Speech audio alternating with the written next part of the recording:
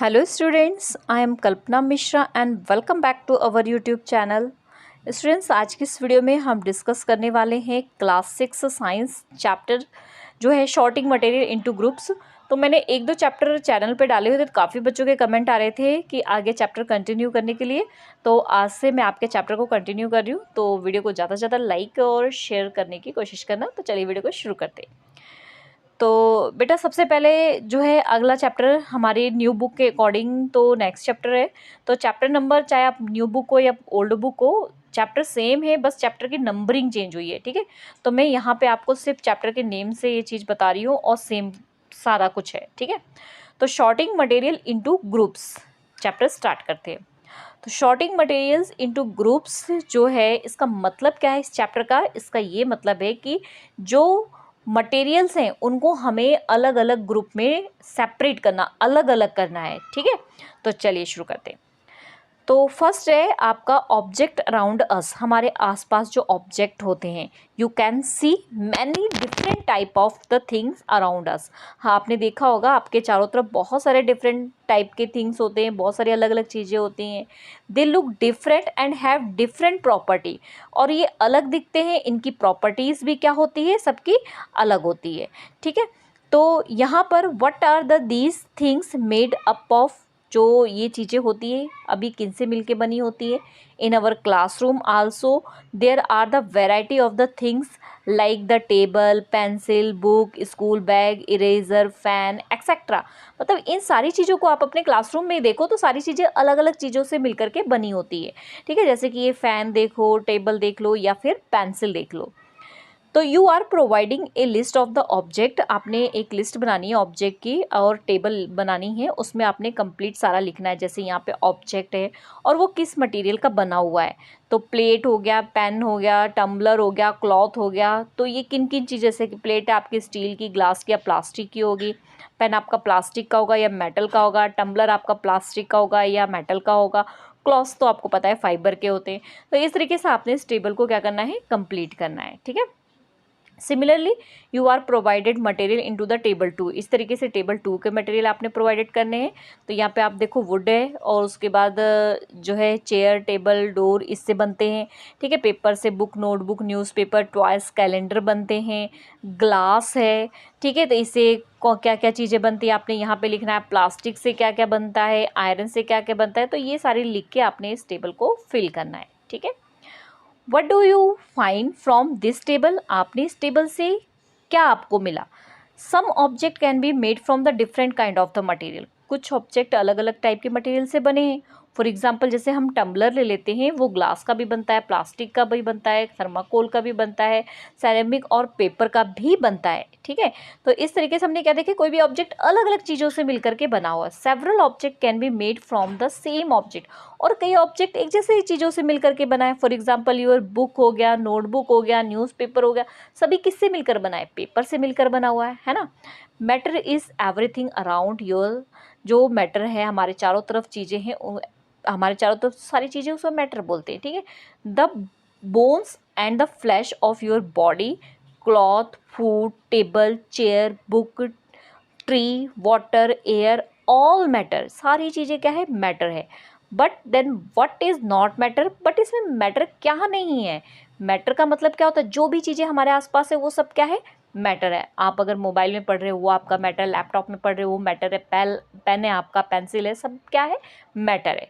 ठीक है, feeling of love, अगर आप लव जो फील कर रहे हो अपने मम्मा के लिए, पापा के लिए, ठीक है, सैडनेस, आप दुखी हो, ठीक है, मतलब जो चीज़ें आप महसूस कर रहे हो, डू नॉट ऑक्यूपाई स्पेस, वो जगह तो नहीं घेर रही ना, आपकी आपकी फीलिंग जो है जगह नहीं घेर रही है, उसका कोई मास नहीं है ना। मतलब आपने एक बॉटल में उसको फिल करके नहीं रख सकते हो ना, तो ये जो है मैटर नहीं होता है। मतलब अब मैटर का मतलब आप समझ गए, जिसका वजन होता है, वेट होता है और वो जगह को घेरता है, ऑक्यूपाई करता है स्पेस, उसे हम क्या कहते हैं, matter. Radio, TV set, cell phones are the matter, ये सारे मैटर है क्योंकि ये जगह को घेरते हैं। ठीक है, और जो सिग्नल्स रिसीव होते हैं वो मैटर नहीं है, क्योंकि हम उसको कलेक्ट करके थोड़ी कहीं रख रहे हैं, वो हमारी जगह थोड़ी घेर रहा है। ठीक है, matter is everything around you, matter हमारे चारों तरफ है। A piece of iron is matter, अगर कोई लोहे का टुकड़ा पड़ा है तो वो मैटर है। If an iron piece is broken, अगर लोहे का टुकड़ा टूट गया, व्हाट हैपन, तो क्या हुआ, is formed smaller piece of the iron, तो वो लोहे का छोटा टुकड़ा बन गया, है ना। If we continue breaking this piece of iron, अगर हम इस आयरन को लगातार काट तोड़ते रहेंगे, it become smaller and smaller, वो और छोटा होता जाएगा। सो दिस स्मॉलेस्ट पीस, जो ये सबसे छोटा पीस होगा ना, उसको हम क्या कहेंगे, एटम। ठीक है, मतलब एटम से मिलकर के कोई भी एलिमेंट बनाए, ये सारे एटम आपस में मिलकर के क्या बनाते हैं, एलिमेंट। अगर किसी ऑब्जेक्ट को हम तोड़ते जाएंगे और जो सबसे स्मॉलेस्ट पार्ट उसका होगा वो उसका क्या हो जाएगा, एटम। ठीक है, atom are the extremely small, बहुत छोटा होता है। Matter is the defined as the anything that has the mass and take up space. Matter का मतलब क्या हो गया, जो जिसका मास होता है, जो जगह को घेरता है, मतलब उसका वॉल्यूम होता है, उसे हम क्या कहते हैं, मैटर। ठीक है, समझ में आ गया ना। जैसे आपका कप है, कप आपने जहाँ रखा उसका वजन भी है, जगह को भी वो घेर रहा है, उसके अंदर आप चाय भी डाल सकते हो, पानी भी डाल सकते हो, तो वो आपका क्या हो गया, matter. All material around us is matter, हमारे चारों तरफ जो भी मटेरियल है वो सारे मैटर हैं। मटेरियल ऑक्यूपाई स्पेस, हैव मास, जगह को घेरते हैं और उनका वजन भी होता है।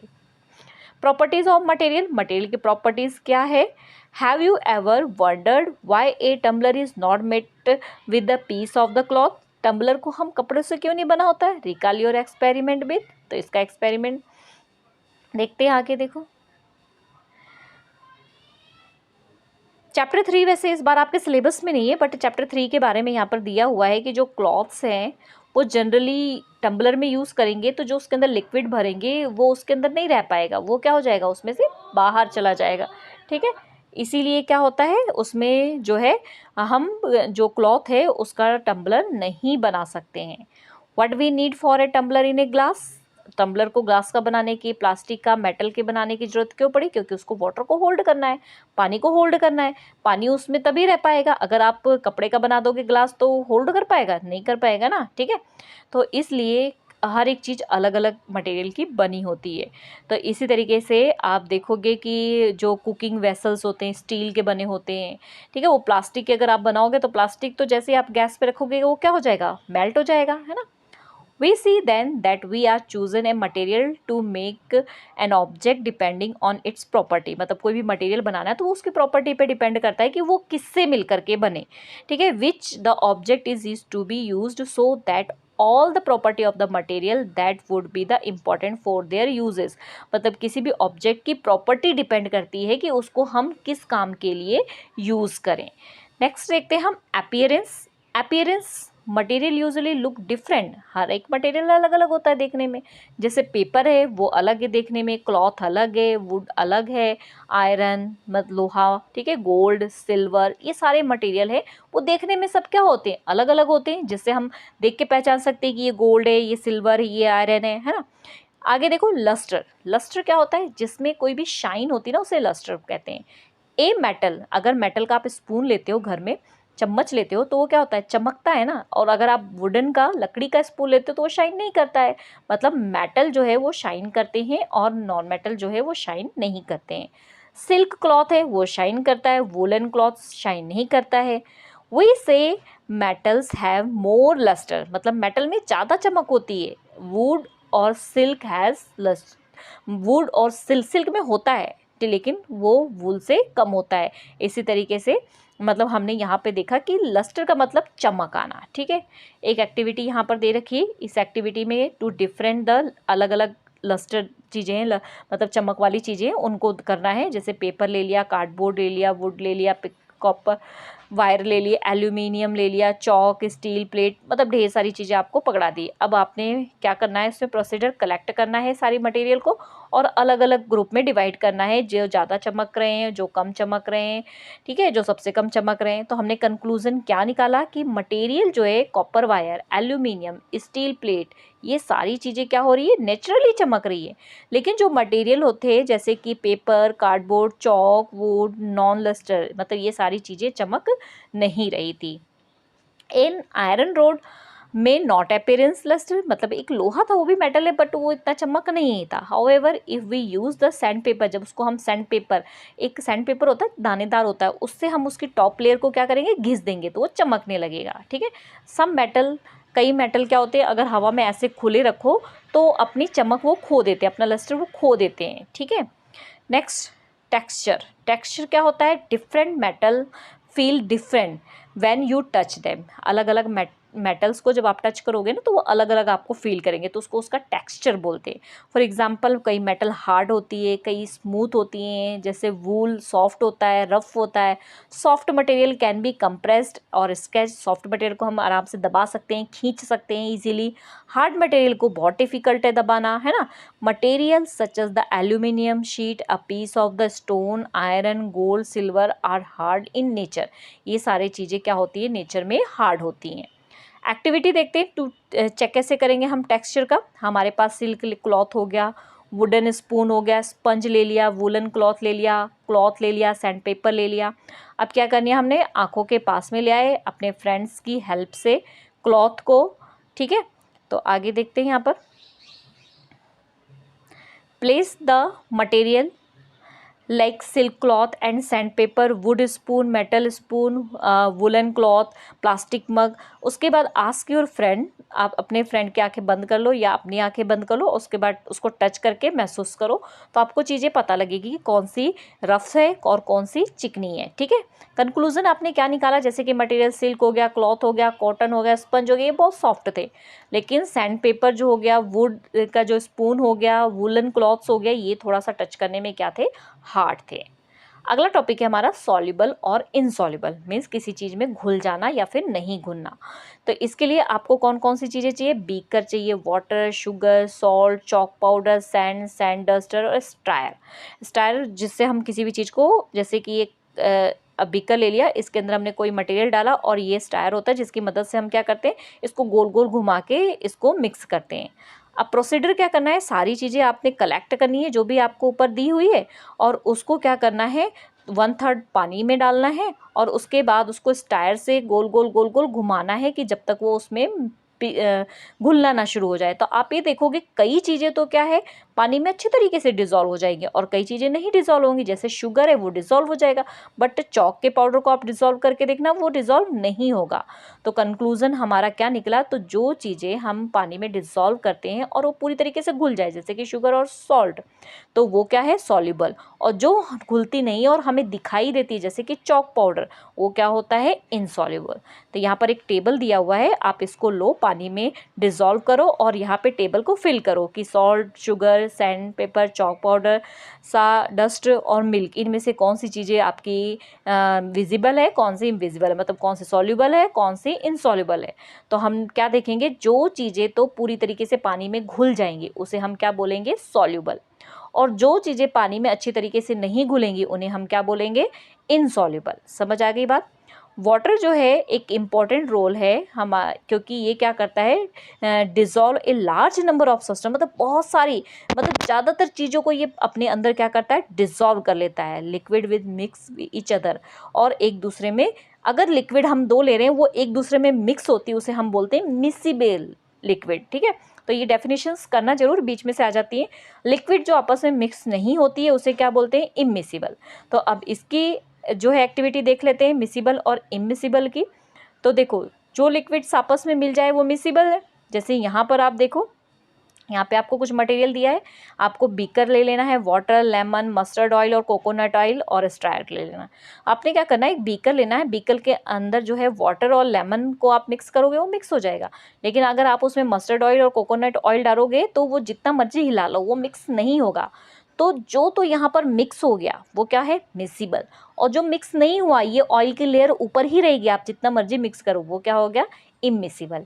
ठीक है, तो यहाँ पे कुछ चीज़ें दे रखी है कि इनमें से कौन सी चीज़ें मिक्स होती है, कौन सी नहीं होती है। तो ये सारे एक्सपेरिमेंट आपने करने हैं और करके अपनी बुक में जो है फिल करने हैं। तो हमने ये कंक्लूजन निकाला कि जो चीज़ें मिक्स हो जाती हैं वो मिसिबल है, और जो मिक्स नहीं होती उनकी एक लेयर हमें दिखाई देती है। जैसे हमने ऑयल को देखा, आप पानी लेना थोड़ा सा, उसमें एक थोड़ा सा ऑयल डालना, आप देखना ऊपर ही ऊपर दिखाई देगा, तो वो क्या है, इमिसिबल। ठीक है, चलिए आगे देखते हैं चैप्टर कितना रह गया, बस थोड़ा सा ही रह गया, फटाफट खत्म करते हैं। ऑब्जेक्ट में भी फ्लोट और शिंक, मतलब कई ऑब्जेक्ट क्या होता है, तैरता है और कई क्या हो जाता है, डूब जाता है। तो कुछ मटेरियल हैं जो कि पानी में तैरते हैं सरफेस पर और कुछ मटेरियल जो है अंदर डूब जाते हैं।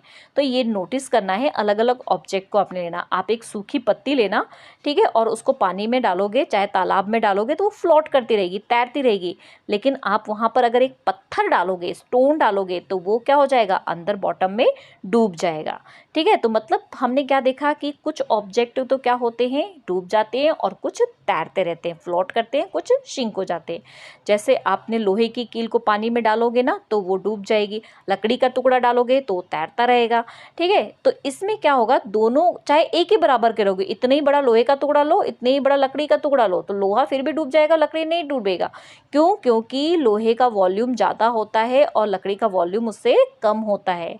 ठीक है, तो वुडन जो है हल्का होता है, इसलिए वो तैरता रहता है, और जो लोहा होता है वो भारी होता है, इसी वजह से वो सिंक हो जाता है, वो डूब जाता है। ठीक है, तो the mass of per unit volume substance is known as the density. यहाँ पे आपको डेंसिटी की डेफिनेशन जरूर करनी है। तो इसमें हम जो चीज़ें डूब जाती है मतलब उसकी डेंसिटी ज़्यादा है, और जो चीज़ें नहीं डूबती है उसकी डेंसिटी कम है। तो डेंसिटी का मतलब क्या होता है, मतलब जो उनका मास है, मतलब जो उसका वॉल्यूम है, मतलब जो भार है उसका, ठीक है, उसको हम क्या कहते हैं, उसकी डेंसिटी कहते हैं। आगे है हमारा ट्रांसपेरेंट। यहाँ पे देखते हैं ट्रांसपेरेंट, ठीक है, या सॉरी यहाँ से ट्रांसपेरेंसी। ट्रांसपेरेंसी में क्या होता है, कई ऑब्जेक्ट के तो आप इजीली एक साइड से दूसरे साइड देख लेते हो, उसे ट्रांसपेरेंट बोलते हैं।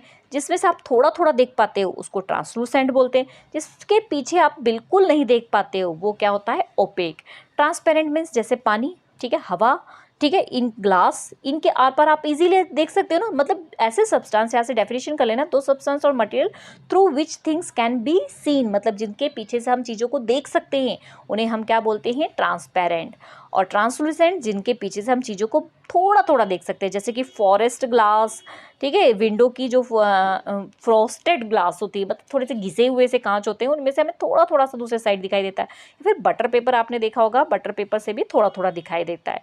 तो ये ग्लास है जिसमें से हमें दूसरे साइड थोड़ा थोड़ा सा दिखाई देता है, जिसको हम फ्रॉस्टेड ग्लास कहते हैं।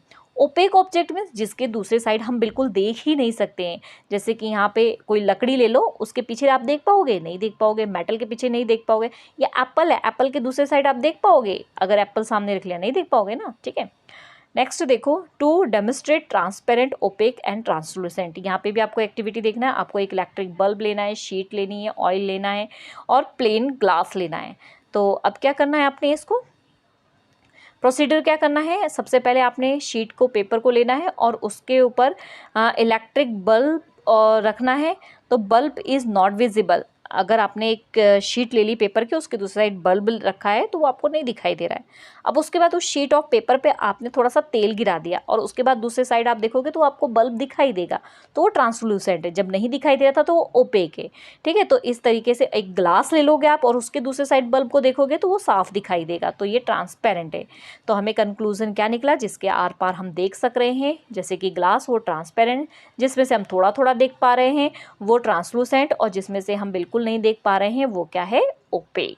ठीक है, इसके क्वेश्चन आंसर और जो है यहाँ पर देखती हूँ चैप्टर हो गया, हाँ हो गया। तो इसके जो क्वेश्चन आंसर रह गए हैं और थिंक एंड आंसर क्वेश्चन, वो हम नेक्स्ट वीडियो में देखेंगे। तो वीडियो को ज़्यादा से ज़्यादा लाइक और शेयर करना, तभी मैं आपके 6th क्लास का पूरा सिलेबस कंप्लीट करूँगी। ठीक है, ओके स्टूडेंट्स, मिलते हैं नेक्स्ट वीडियो में, बाय बाय।